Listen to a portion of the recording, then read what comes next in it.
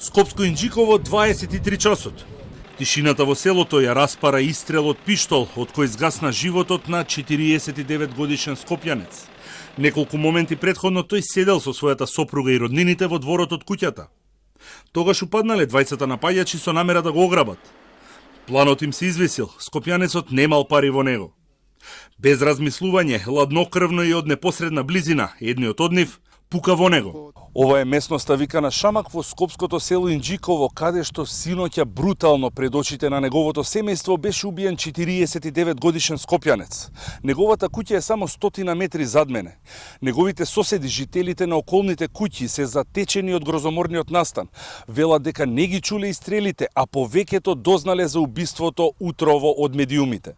Ова е патот по кој се движеле двајцата напаѓачи.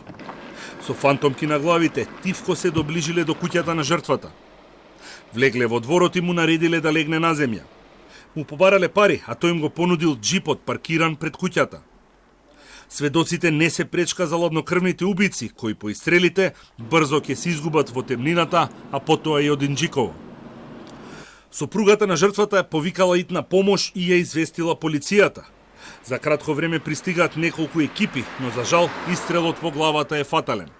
Според информациите на Телма, убиениот скопјанец е од населбата Ченто, каде и живее, а само повремено ја користи куќата во селото. Тој и неговиот брат работеле заедно, имале успешен бизнис, а во Инџиково имале фарма каде чувале добиток. Соселаните не сакаат да зборуваат пред камера, но сите велат дека станува збор за човек со кој никогаш немале никаков проблем.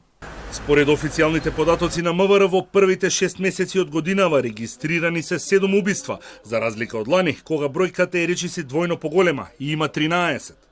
Во регистрираните случаи, животот го изгубија 8 лица, а против 9 се поднесени кривични пријави. Расветлени се сите дела, како и 2 убиства кои се извршени во текот на минатата година.